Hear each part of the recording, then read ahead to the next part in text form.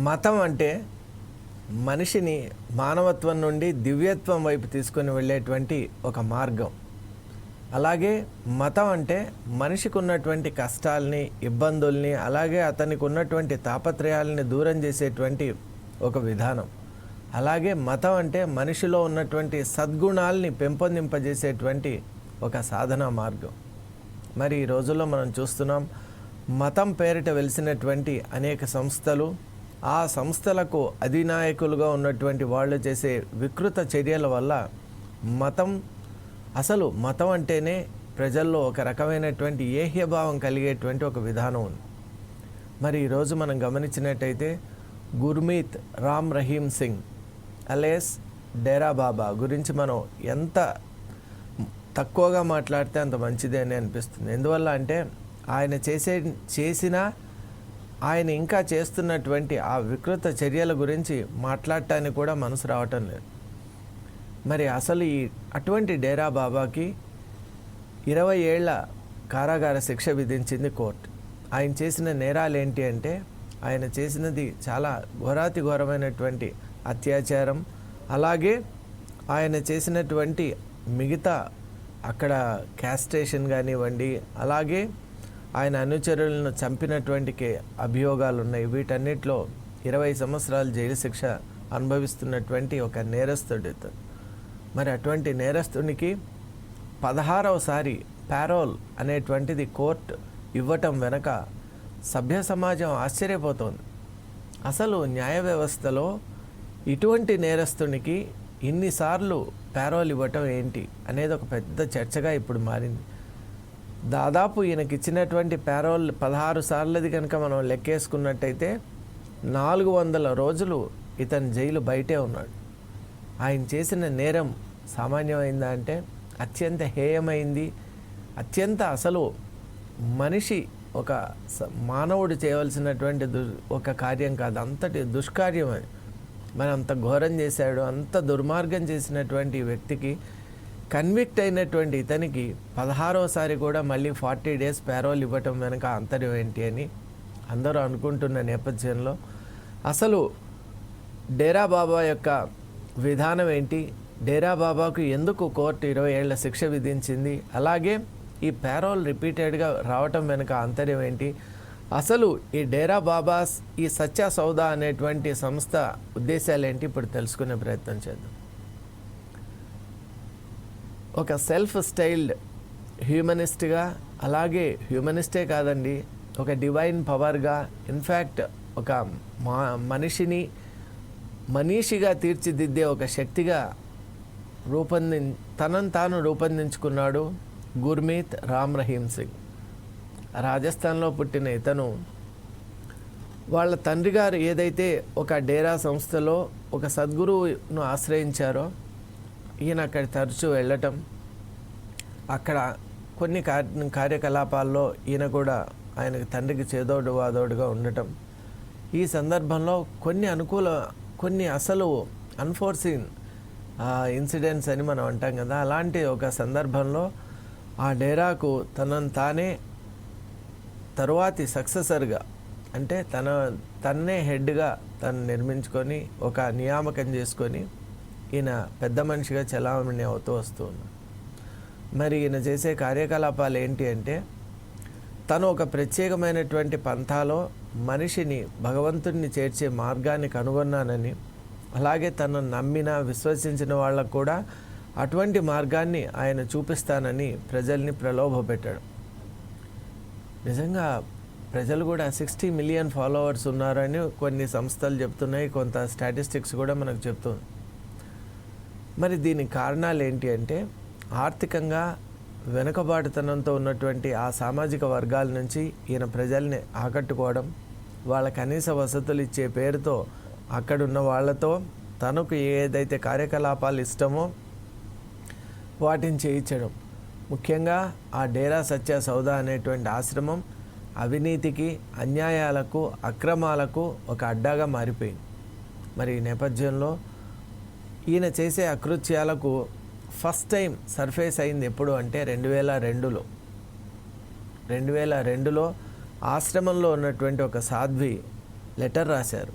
Prime మినిస్టర్కు, అలాగే అక్కడ ఇప్పుడు చండీగఢ్లో ఉన్నటువంటి ఆ కోర్టు జడ్జి గారికి, అలాగే సదరు దగ్గరలో ఉన్నటువంటి పోలీస్ అధికారులకు కూడా ఒక అనానిమస్ లెటర్ రాశారు.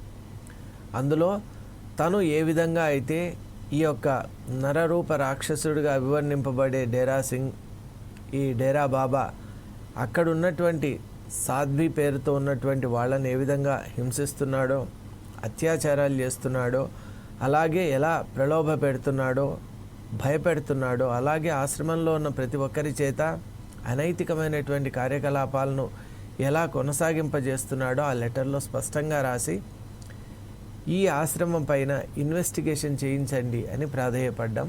అది ఫస్ట్ టైం 2002లో జరిగింది. అంతవరకు కూడా ఎవరు అసలు డేరా బాబా వైపు చూసేటువంటి ఒక ధైర్యం కూడా చేసే స్థితిలో లేకుండా పొలిటికల్గా ఆయన ఒక పవర్ఫుల్ ఎంపైర్ అనేటువంటిది ఆయన నిర్మించుకున్నాడు. ఆ ఎంపైర్కు తనే రారాజు, తను చెప్పిందే శాసనంలాగా ఆ డేరా సత్య సౌదాలో జరుగుతూ ఉండేది.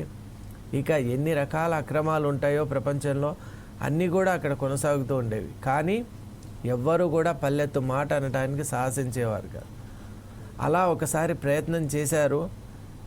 ఛత్రపతి అని, రామచందర్ ఛత్రపతి అని ఒక వ్యక్తి, ఆయన పూరా సచ్ అని ఆ ప్రాంతంలో ఉన్నటువంటి ఒక వార్తాపత్రికకు ఎడిటర్ అతను.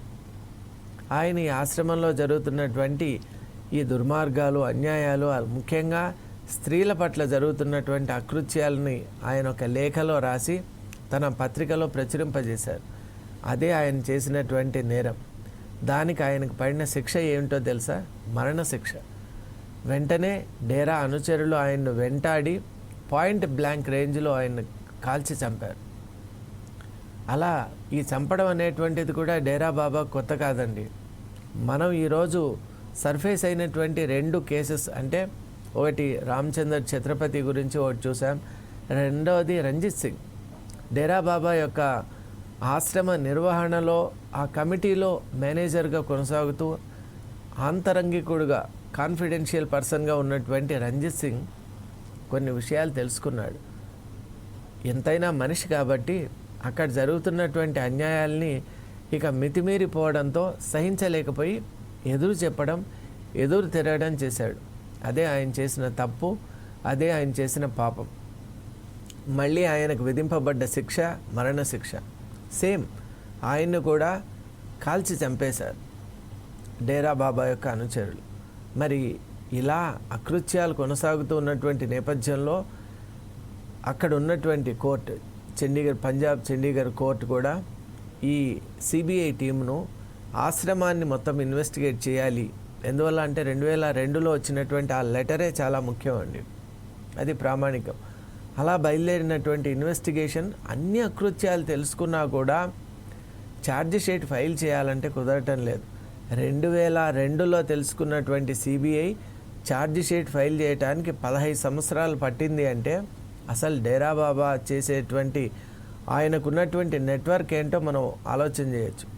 ఒకవైపు ఈ అకృత్యాలే కాదండి, మరొక వైపు పరమతాల్ని కూడా దూషించడం, విమర్శించడం. ఎలా అంటే సిక్కు మతాన్ని కూడా ఆయన విమర్శించారు. గురు గోవింద్ సింగ్, అలాగే అక్కడ ఉన్నటువంటి సిక్కు గురువులను కూడా ఆయన హేళన చేసే విధంగా ఆ వస్త్రధారణ చేసుకోవటం, వ్యంగ్యంగా మాట్లాడటం. మరీ ముఖ్యంగా సిక్కులు పరమ పవిత్రంగా భావించేటువంటి గురు గ్రంథ్ సాహెబ్ను కూడా ఈయన ఒక గురుద్వారా నుంచి బలవంతంగా తీసుకొని వచ్చారని, అక్కడ అడ్డు వచ్చిన వాళ్ళందరినీ కూడా ఎన్నో రకాలుగా హింసించారని కూడా మనకు తెలుస్తోంది. అలా ఎంటైర్ సిక్ కమ్యూనిటీ కూడా ఇది చాలా పెద్ద తప్పు కాబట్టి దీన్ని మేము ఎప్పటికీ సహించమని ఆ సిక్ ప్రబంధక్ కమిటీ కూడా ఈయనపై చర్య తీసుకోవాలని ముందుకొచ్చింది. అలాగా ఇది మాత్రమే కాకుండా విశ్వ హిందూ పరిషత్ కూడా 2016లో ఈయన మహావిష్ణువులాగా వేషాన్ని ధరించి హిందువుల యొక్క మనోభావాల్ని చాలా ఆయన ఇబ్బంది పెట్టాడని, అలాగే హిందూ దేవుళ్లను దేవతల్ని అవమానించాడని ఈయనపై కేసు పెట్టింది. ఇదే కాకుండా 2017లో జరిగినటువంటి ఒక సంఘటన చాలా ముఖ్యం. అదేంటి అంటే సాధువుల గురించి, సన్యాసుల గురించి ఎవరు రియలో ఎవరు ఫేకో మనకు తెలియదు. కానీ అఖిల భారత అఖారా అని ఉంటుంది, అఖారా పరిషత్ అని ఉంటుంది. వాళ్ళు ఇచ్చేటువంటి సర్టిఫికేషన్, వాళ్ళు చెప్పేటువంటి మాట ఫైనల్ అన్నమాట. ఒక వ్యక్తి నిజంగా సన్యాస, లేక ఇతను నిజంగా బాబానా, లేక ఇతను నిజంగా స్పిరిచువల్ దేంట్లో ఉన్నాడా అని నిర్ణయించేటువంటి శక్తి ఆ అఖారాకు ఉంది. అది అఖిల్ భారత అఖారా పరిషత్ కాబట్టి ఆ అఖిల్ భారత్ అఖారా పరిషత్ ముందు ఎప్పుడైతే ఈ డేరా బాబా గురించి ప్రస్తావన వచ్చిందో, నిర్ధారణ చేయమని అడిగారో, వాళ్ళు మొత్తం అధ్యయనం చేసిన తర్వాత చెప్పారు, ఈయన ఫేక్ బాబా, ఈయన నిజమైన బాబా కాదు. ఎందువల్ల అంటే ఈయన వేష, భాష, తీరు, వ్యవహారం అన్నీ కూడా స్పిరిచువాలిటీకి విరుద్ధంగా ఉన్నాయి. ఈయన వేసుకునే దుస్తులు, ఈయన మాట్లాడే భాష, అలాగే ఈయన ప్రవర్తించే తీరు, ఇదేది కూడా ఏ ధర్మానికి కూడా చెందదు. ఎందువల్ల అంటే సనాతన ధర్మమేమో కాదు, మిగతా ఏ ధర్మం వాళ్ళైనా కూడా గౌరవిస్తాం. కానీ ఈయన ఏ ధర్మానికి కూడా చెందని వాడు. ఇతను తనకు తానుగా ఈ విధమైనటువంటి పోకళ్ళు పోతున్నాడు కాబట్టి ఈయన ఫేక్ బాబా అని తీర్మానం చేసింది.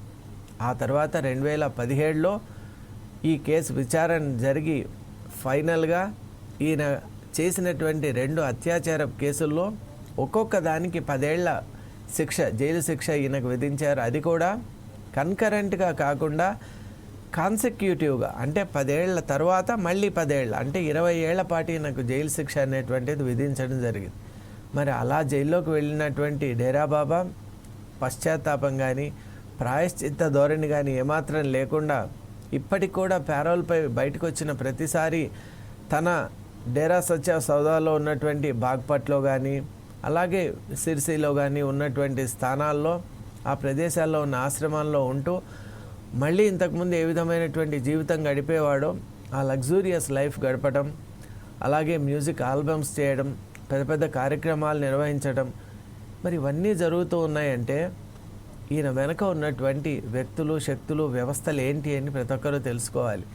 ఒక నేరస్తుడు ఈ విధంగా బయటికి వచ్చి ఇన్ని కార్యక్రమాల్లో పాల్గొంటున్నాడు అంటే మన వ్యవస్థలు ఏ విధంగా ఎంత అధ్వాన స్థితిలో ఉన్నాయో మనం అందరూ గ్రహించాలి. అసలు ఈ డేరా బాబా అనే వ్యక్తి ఒకడే కాదండి, ఇలా మతం ముసుగున ఉన్నటువంటి వాళ్ళు అసంఖ్యాకంగా భారతదేశంలో ఉన్నారు. కాబట్టి ఎవరైనా మతం అనగానే గుడ్డిగా, మూర్ఖంగా వాళ్ళని అనుసరించడం కాకుండా అసలు ఆ విధానం ఏంటి, తత్వం ఏంటి, మనిషి గురించి తెలుసుకొని ముందుకు అడుగులు వేయడం అనేటువంటిది చాలా ముఖ్యం. ఎందువల్ల అంటే వీళ్ళ వల్ల మంచి గురువులకు ఉన్నటువంటి రెప్యుటేషన్ కూడా పోతోంది. అసలు మతం అంటేనే ఆ విశ్వాసం పోతోంది.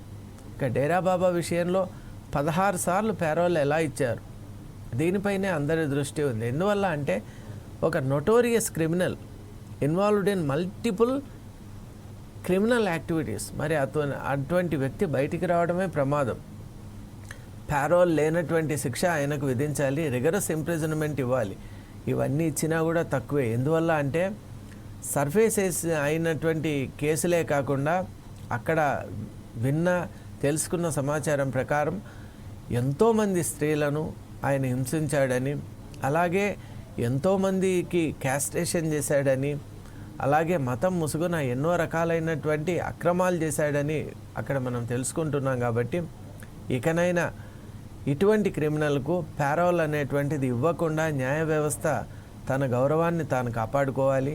అలాగే మతం ముసుగున జరిగేటువంటి ఎవరు, ఏ మతం వాళ్ళైనా, ఏ మతానికి సంబంధించిన వ్యక్తులైనా ఇలాంటి దుర్మార్గాలకు గనక వాళ్ళు ఆస్కారం ఇస్తే అటువంటి మతాన్ని ప్రజలు వెంటనే తిరస్కరించాలని, వాళ్ళకు కలిగే స్వప్రయోజనాలు అలాగే చిన్న చిన్న బెనిఫిట్స్ కోసం ఇటువంటి దుర్మార్గులను కనుక పెంచి పోషిస్తే యావత్ దేశాన్ని కూడా వాళ్ళు తప్పుదోవ పట్టించేటువంటి మార్గం చాలా స్పష్టంగా కనిపిస్తుంది. కాబట్టి మనం ఆలోచించాలి, మతం యొక్క నిజమైన ఉద్దేశం తెలుసుకొని మనం మెలగాలి. అదే మనం ఈ పర్టికులర్ ప్రోగ్రాంలో మనం గ్రహించవలసింది ఏంటి అంటే మతాన్ని మతంగా చూడాలి, కానీ మతాన్ని అన్య విధాలుగా ఉపయోగించేటువంటి ఇలాంటి బాబాలు కానివ్వండి, ఆశ్రమాలు కానివ్వండి, వ్యవస్థలు కానివ్వండి, మనం వాటిని ప్రోత్సహించకుండా మనం అందరూ కలిసికట్టుగా ఉంటూ మనం ఒక ప్రోగ్రెసివ్ ఇండియాను, అలాగే ఒక ఎన్లైటెండ్ ఇండియాను నిర్మించుకోవాలి. Thank you.